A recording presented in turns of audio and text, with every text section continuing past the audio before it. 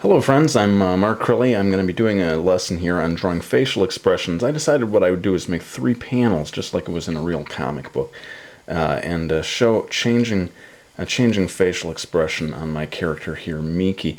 So let's just jump in here, because I want to try to do this real time as much as I can. The first expression that I'm going to be drawing is one of surprise, and that, of course, involves making wide open eyes. So I'm beginning by doing the upper eyelid of one of the eyes, and I'm going to go in and get the lower eyelid as well while I'm at it. I think I'll go ahead and do this other eye so as to just make sure that I've got things in the right place here. I should say that this is going to be slightly exaggerated. That's just kind of to make it clear what I'm doing here. Some people may prefer a more realistic way of drawing if you're going to indicate surprise, but I think sometimes it's fun to push things a little. So I'm going to go ahead and do the cornea of the eye. This is the relationship between this and the rest of the eye. You hear me say this again and again in my videos, but there's no getting around it, especially if you're going to do something like this where you're trying to show wide open eyes. You've got to get the proportion, the relationship between the cornea and the rest of the eye right. In this case, I've made the cornea quite small compared to the rest of the eye, and that's going to be conveying that look of great surprise. Let me just go ahead and get some eyelashes in here while I'm at it. The eyebrows, also very important. I'm going to go ahead and put them up here. Again, rather exaggerated, but put them way up high, create a big distance between the eyes and the eyebrows. And this is going to guarantee that you get a look of maximum surprise here. And notice also that the tops of the eyebrows are kind of tilting up. You don't want to bring these down or you'll kill that feeling of surprise.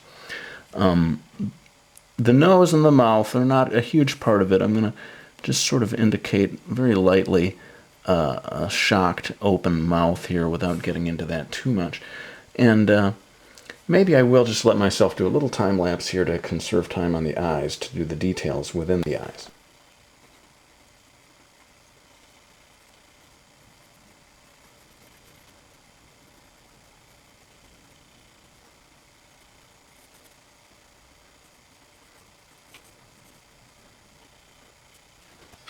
Okay, so again, fairly exaggerated here. If you wanted to do this less exaggerated, in a less exaggerated style, you would just make the size of the eyes a little smaller and reduce that great gap that I've got here between the cornea and the rest of the eyes.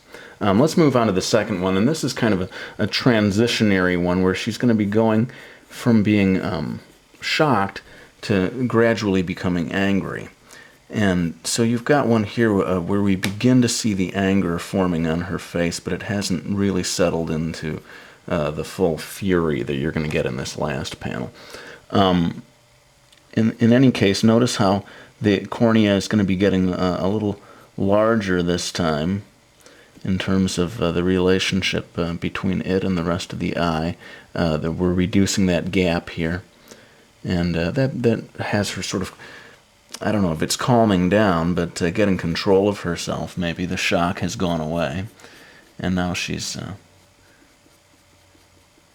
by making that part of the eye a little larger in relation to it, you just don't have that feeling of surprise anymore that you had in the first panel.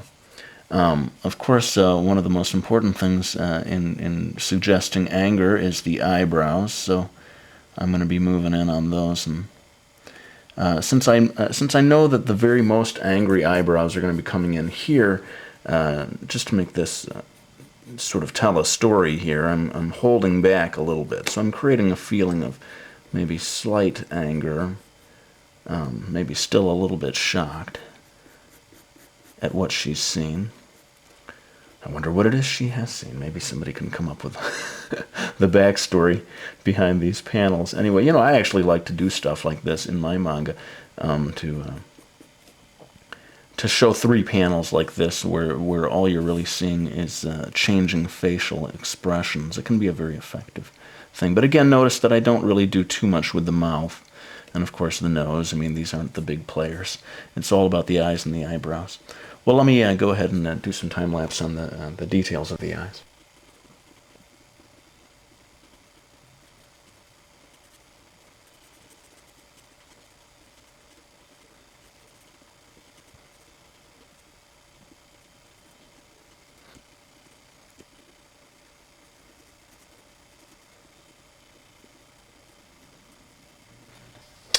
All right, so yeah, I think we got the basics of that. And those of you who are looking at this and saying, "Hey, man, how come you're time lapsing through all this?"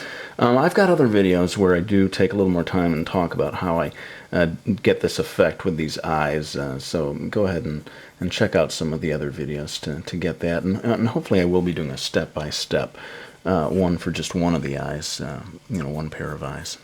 Do a video like that soon. Okay, so I'm going to jump into this last panel. This is the furious, intensely angry eyes, and so you see the eyebrows coming down. Although notice that the angle is not so much, not very different really from the angle here.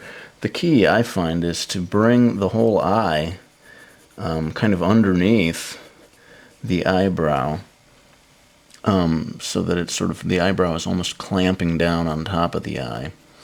And so what's disappearing is this relationship, this space there just goes away, and we end up seeing the eye partially covered even at the top by the eyebrow. And I find that this creates a really good expression of simmering rage. Now I really am curious as to what is it that she's looking at that's making her so angry. Feel free to make suggestions, folks. We'll include this in a story someday, who knows. Anyway, so I got that eye done. Let me go ahead and get this one in. Again, tucked underneath the eyebrow. One thing that happens in Japanese comics a lot when you get a three-quarter view like this is you'll often end up with a sort of a rounded cornea here, and then a compressed one over here that's much more oval-like. It's an interesting effect that I enjoy working into my manga. And let's go ahead and get the lower eyelid in here. Notice again the relationship between the cornea and the lower eyelid. There's still quite a little gap there, very similar maybe to here and here. And again, I think that helps us have that feeling of her sort of tilting her head down a little bit, maybe looking from underneath her eyebrows. And that really does convey the ultimate feeling of rage. You can also put an extra line in here maybe that has the wrinkling of the brow that really suggests intense anger. Let me go ahead and get a nose and a mouth in here. I guess I'm going to pull her mouth a little more to the sides here, so that she's starting to clench her teeth, maybe. But I'm not a big believer in gigantic mouths, at least not in this style that I'm doing. In any case, let me go ahead and do the details of the eyes, and we'll be back for some final words.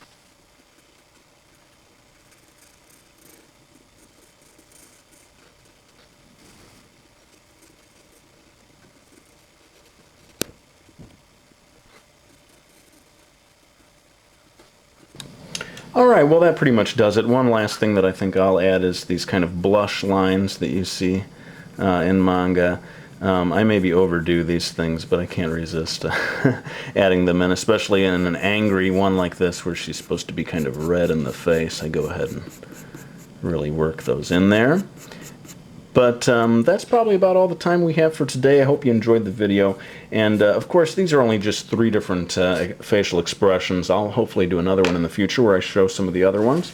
In the meantime, just want to say that this video is brought to you by my manga series, Miki Falls, spring, summer, autumn, and winter. The last one just came out not so long ago, and it's kind of cool. I've heard from people who've bought and read all 4 books and writing in to tell me they liked the ending and all that stuff. Thanks to all of you who've gone out to get them, and thanks for anyone who keeps an eye out for them.